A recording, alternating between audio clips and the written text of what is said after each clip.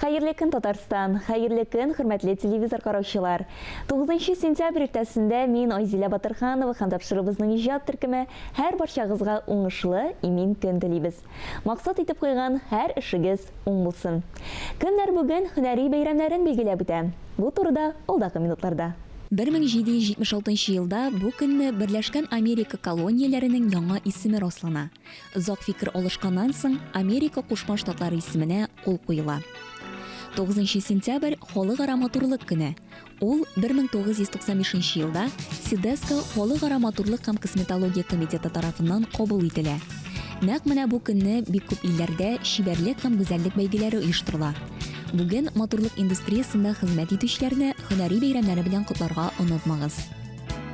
Россиядә БДБ илләрендә график дизайнерларда һөнәри бәйрәмнәрен билгеләп үтә. 2005 елда танылган график дизайнер Владимир Чайканың 50 яшьлек юбилей уңаеннан кабул ителә бу бәйрәм. Елдан-ел графика дизайнер һөнәренә ихтыяҗ арта бара. График дизайнерларның эшчәнлек өлкәсе газета-журнал, сайтларга, компьютер программаларына һәм шулай китапларга матур макет ясау. Кеше үзенең нәсел дәвамы өчен шәхси тормышын, хәтта бәхетле язмышын корбан итә белергә тиеш. Хөрмәтле тамашачылар, сез дә мәктәп елларын искә төшереп, үз белемнәрегезне тикшерә аласыз. Чөнки 10-11-12 сентябрьдә бөтен дөнья татарча диктант яза. Дөнья күләм белем тикшерү акциясе турында тулырак итеп, бүгенге тапшыруыбызның кунагы Ленария Мөслимова сөйләр. Ленария, хәерле көн. Исәнмесез? Әйе, менә сез әйтүегезчә инде 3 көн дәвамында бөтен дөнья татарлары берләшәчәк дип әйтәсез. Ничегрәк булачак бу акция? Сөйләп китегезче.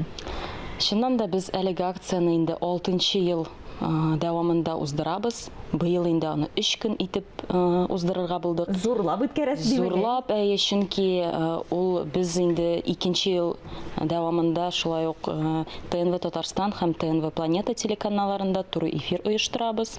Бу чит ил, Россия Федерациясы, монда без инде барлык дөнья катнаша. 3 көн дәвамында кемгә кайсы көнне уңайлы, шул көнне утырып язар өчен мөмкинчелекләрен тагын да киңәйтергә булдык инде. Тәртибенә килгәндә, менә онлайн форматта да оештырыла, офлайн форматта да оештырыла, әйме? Димәк, теләгән кеше инде телевизорны кушып язалсак бер төркем дип әйтик инде, икенче бер төркем инде каядыр барып язала, әйме? Әйе, безнең барлык база дип әйтик, адреслар ул инде диктант.татар сайтында. Анда һәрбер теләгән кеше үзе кереп, үзенең төбәген табып һәм адресларын карап килеп, шулай ук офлайн площадкаларга да яза ала. Безнең елдагыча филология һәм мәдәният ара багланышлар институты базасында без нигезендә язабыз. Быел да шулай ук 10 сентябрь көнне ул җомга безнең сәгать 11дә рәхим итегез, Татарстан 2 урамы, 344 аудитория. Анда инде үз дикторы булачак. Кемгә ничек җайлы. Безнең шулай ук быел яңа фишка дип әйтик, мөмкинчелек туды шулай ук диктант.татар сайты аша кереп, һәрбер кеше мобиль үзенең кесә телефоннар аша инде шулай ук клавиатурада татар телендә диктантны печатьли ала. Менә бит. Хәзер хәтта самолетта очып барганда да инде самолетта очып барганда да татарча диктант язу мөмкинлеге бар дип. Менә төрле условиялар дип әйтик, төрле шартлар тудырылган, бар тик язгына. Язгына, катнашкына, чынында башта инде беренче елларны кеше һаман үзенең куркып килә иде. Диктант, без белмибез, мәктәптә укымадык күпчелек дип инде бу инде Россия Федерациясе төбәкләре бик борчыла иде бу хакта. Хәзер кеше инде аңлады, монда үзеңне сынап карау һәм инде бу билге синең аттестат, еге фәләннәргә китми, теге ничәдер процентка татарлыгың да кимеми, монда катнашканнан соң чыннан да бу татар теленә игътибарны арттыру. Татар телендә грамоталы, дөрес итеп язарга омтылу, кешеләрдә шундый хисләрне тудыру һәм инде әлбәттә бу татар теле филологларын популярлаштыру. Чөнки һәрбер төбәктә тел белгечләре һәрберсе ул шушы акциядә катнаша һәм яратып аны һаман шуны көтеп алалар. Чит ил татарлары инде диктант язганнан соң бәлеш пешерергә китәләр. Шундый ул бер бәйрәмгә әйләнеп. Бәйрәмгә әйләнеп бара инде чыннан да. Ел саен көтеп алып, быел инде исәпкә алырга кирәк шулай ук. Безнең Россия Федерациясы ил күләмендә халык санын алу бит инде. Шуңа күрә мондый чаралар оештыру, берләштерерлек, кешенең теге үз аңына тәэсир итәрлек чаралар мин уздыру мөһим дип уйлыйм. Билге дип әйтә башладың син. Менә бу билгеләрне кайдан карап булачак һәм ничек тиз аны белеп булачак? Мәсәлән, сез инде үзегезнең мәйданчыкка килеп язганда, мәктәпкә яки инде менә Татарстан 2 урамына чакырып калдым. Анда бланклар таратыла. Анда һәрберсе үзенең исем, фамилиясын, телефоннарын, сер сүзләрен калдыралар. Шуңа күрә шушы инде ул кирәкле информация, чөнки диктант.татар сайтында 30 көн дәвамында һәрбер кеше шәхси үзенең билгесен кирип карый ала. Аны берсе дә күрми, синнән башка үзең генә беләсең. Күп кенә инде безнең министрлар да язырга килә. Бу билгене үзем генә белсен өчен нәрсә эшләргә кирәк дип без әйтәбез. Калдырырга кирәк бөтен информацияны һәм сез сайтта 30 көн дәвамында кирип карый аласыз дип. Быел без шулай ук икеләр куймаска булдык. Тагын да инде кешене теге күңелен, кайфын төшермәскә тырышып карарга кирәк. Орфография ягыннан үзеңне күбрәк китап укырга кирәк дип шундый тәкъдимнәр генә куелачак быел. Һәм текстларга килгәндә, быел менә моның тәртибе ничегрәк икән? Чөнки бит инде безнең бар бик яхшы белә торган кешеләр дә һәм инде шулай бик татарча белеп бетермәүчеләр дә. Менә аларга нинди шартлар тудырдыгыз? Без инде үзебезчә менә 3 көн дәвамында диктант язып була дигәндә бүлдек. Татарстан өчен, Башкортстан алар җомга яза, калган төбәкләр шимбә көнне язачак. Әгәр дә кемдер башлангыч дәрәҗәдә белә икән, шулай ук чит ил текстын утырып яза ала. Һич шиксез бу хата түгел. Димәк, андый мөмкинлек тә бар инде текст язып. Эш текстны кайсы үзегезгә ничек үзегезнең дәрәҗәгезнең инде кайсы яктан сынарга телисез? Өчесенең берсен яки өчесендә утырып яза аласыз. Шулай ук инде үзегезне тикшереп карый аласыз. Һәм тагын бер сорауга тукталасым килә мине. Менә дикторларга килгәндә кемнәр булачак? Чөнки бит әле менә ниндидер бер омтылыш булырга тиеш. Кем укыячак икән безгә текстны дигән. Менә калдырыйм әле монда шундый ук сорау. Чөнки узган елны без Фуат абый Галимуллинны чакырган идек. Аны инде диктор, радио дикторы буларак, шундый бик матур, калын тавышлы итеп кешегә бик ошады, бик ятты. Быел да Татарстан өчен Фуат абый укыячак. Менә калган 2 дикторын ТНВ Татарстан һәм ТНВ Планета телеканалларын кабызып беләчәксез. 10 сентябрь көнне. 10 сентябрь көнне. 11 сентябрь көнне һәм 12 көнне аларны шул эфир барачак. Димәк, көндезге сәгать 11-дә телекраннарны кушырга кирәк булачак, әйме? Нәкъ шулай. Текстларны инде без ел сайын ничектер сайларга тырышабыз, идеологиягә туры килсен дип. Мәсәлән, быел бит инде туган телләр елы Татарстан күләмендә Гомәр Башировны сайладык. Аның бик көчле, матур публицистик әсәрләре бар. Быел аның 120 еллыгы шулай ук юбилей форсатыннан Гомәр Баширов сайланды. Димәк, барлык тамашачыларыбызны Ленария тагын бер кат әйтеп кит инде. Барсын да чакырып калабыз. 3 көн дәвамында сәгать 11-дә ТНВ Татарстан, ТНВ Планета яки инде диктант.татар сайтына кирип, үз мәйданчыкларыгызны, үз төбәкләрегезне карап, шушы адреслар буенча килә аласыз. Бик зур рәхмәт, Ленария. Без инде сиңа һәм инде оештыру комитетына зурдан зур уңышлар теләп калабыз. Барсы да яхшы гына барсын. Хөрмәтле телевизор караучылар, бүген бездә кунакта Бөтен дөнья татар яшьләре форумы рәисе Ленария Мөслимова иде. Тапшыруыбызны йолдызлы Instagram сәхифәсе белән дәвам итәбез. Хәбәрчебез Алия Галиуллина иң күп каралган һәм иң кызыклы фото-видеоларны бергә туплады. Йылдызлы Instagram сәхифәсендә сезне сәламләвемә шатмын. Рөстәм Миниханов ябык урам экстрим паркы комплексында булып кайтты. Әлеге проектның спорт мәйданчыклары сыйфаты буенча дөнья масштабында уникаль булып тора. Яңа буын спортчыларын үстерү өчен барлык кирәкле зоналарда булдырылган. Уңышлы нәтиҗәләр көтеп калабыз. Уңыш дигәннән авылларда урак өсте, Шәкүр бабайда кырда төрле эш каралы белән җыеп карый уңышны.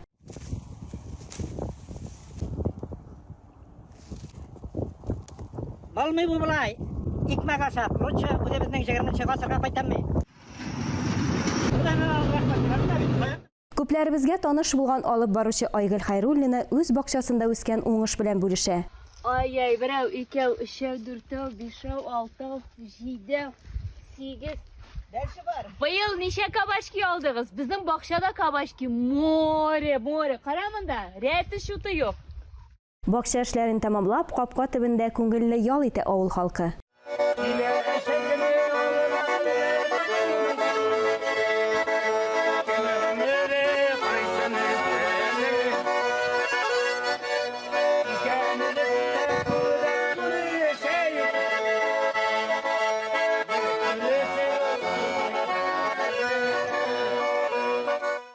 Әле ял итү генә түгел, җыйган сый-хөрмәт, җиләк-җимеш белән сыйлап туй итү дә килешә. Анда инде төрле кызык хәлләр булуы табигый күренеш.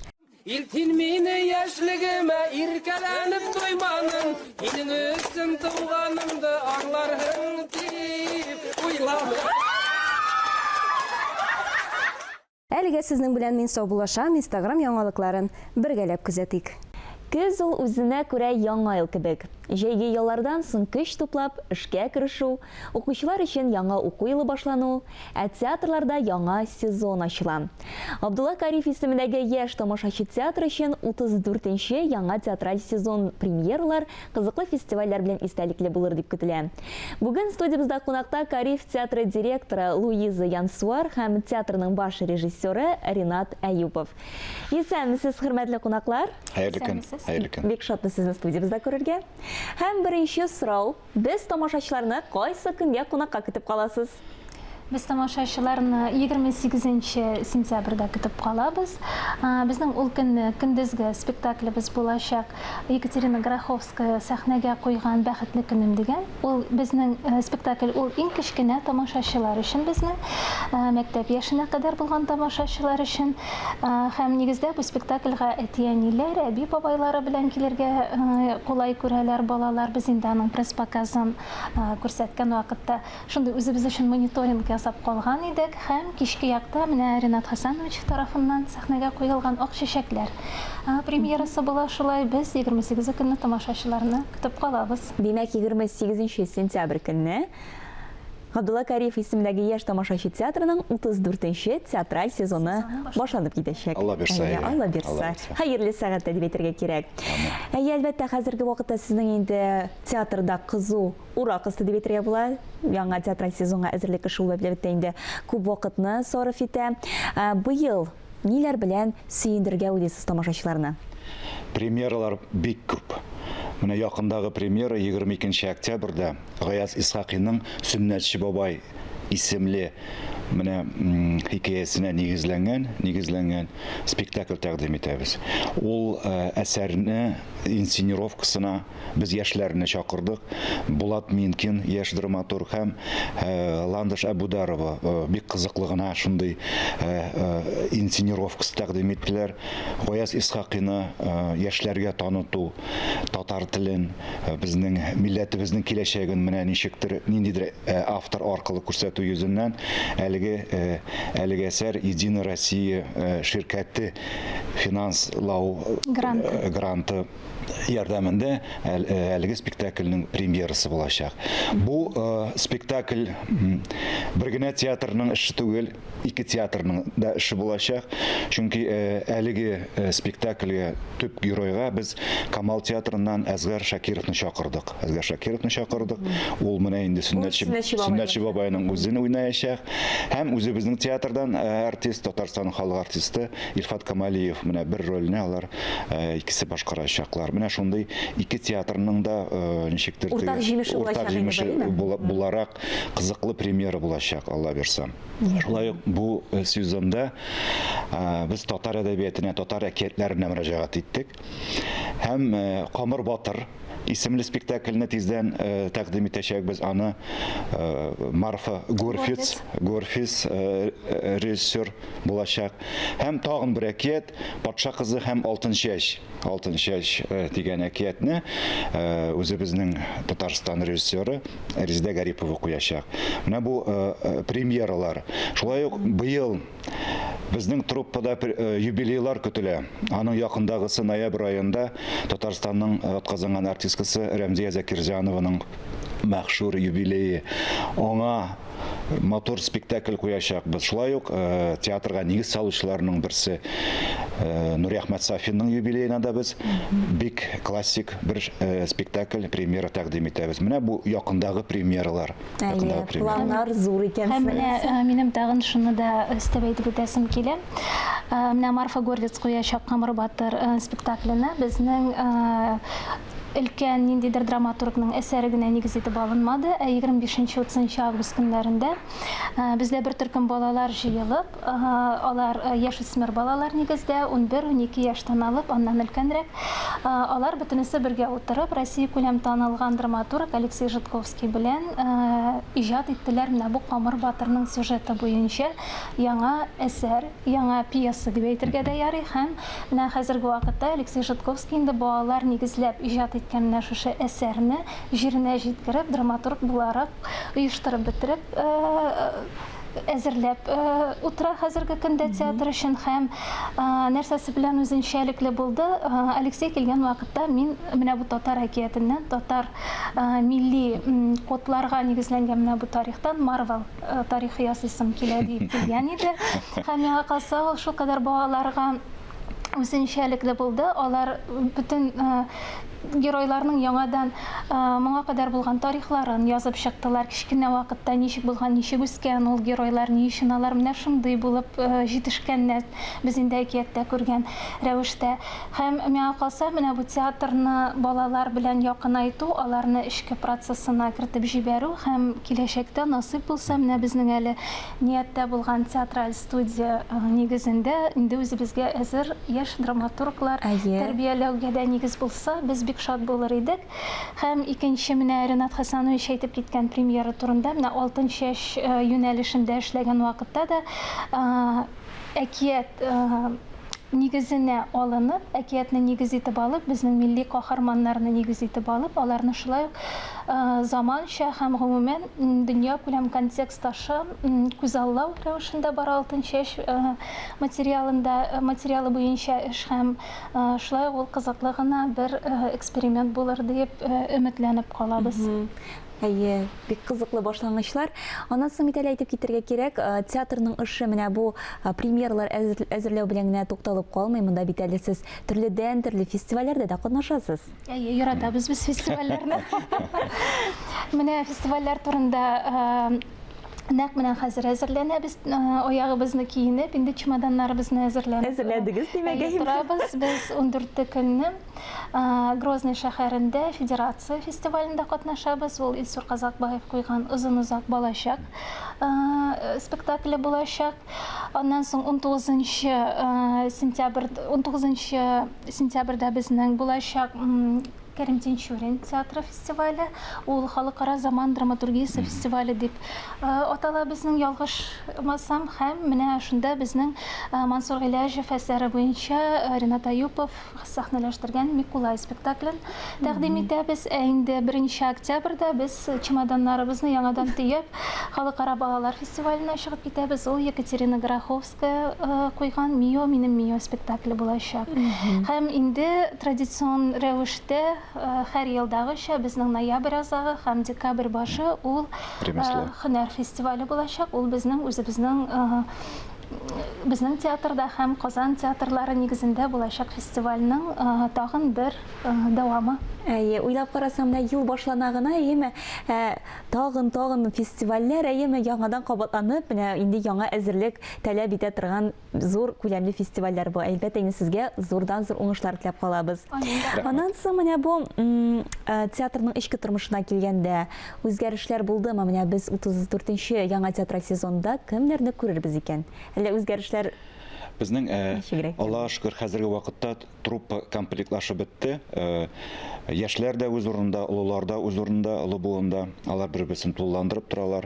Шулай да Казан театр көллиятеннән бер яшь егетне, шәкертне кабул иттек. Илсаф Нәҗипов. Калган әйткәнемчә труппа үз урынында. Алар хәзерге вакытта сәхнә теле өстендә эшлиләр, үзләренең тән, бию хәрәкәте өстендә эшлиләр. Шулай ук һәр вакыт Без укыйбыз, төрле пьесалар эзләнәбез. Шундый көтелмәгән процесс. Нинди процесс? Чөнки без яңадан үзебезнең халкыбызга кирәклегебезне нык аңладык һәм без кирәк икән, димәк, без тагын да кызыклырак булыр дип, бөтен яктан үзебезне камилләштерергә тырышабыз. Әйе. Бик дөрес әйтәсез. Без дә инде сезгә үз чиратыбызда зурдан-зур уңышлар теләп калабыз. Әлбәттә, инде 34-нче театраль сезон сезгә бары тик яңа уңышлар, бик күп тамашачылар алып килсен. Амин, рәхмәт. Амин. Тапшыруыбызны канатлы сүзләр белән тәмамлыйбыз. Акыллы кешеләр яхшы белә. Ишеткәннең яртысына гына ышанырга кирәк. Ләкин бик акыллы кешеләр генә шуның кайсы яртысы хак икәнен аера алалар дип яза Зиннур Хөснияр. Алданырга язмасын дигән теләктә мин Айзилә Батырханова һәм тапшыруыбызның иҗат төркеме сезнең белән саубуллашабыз.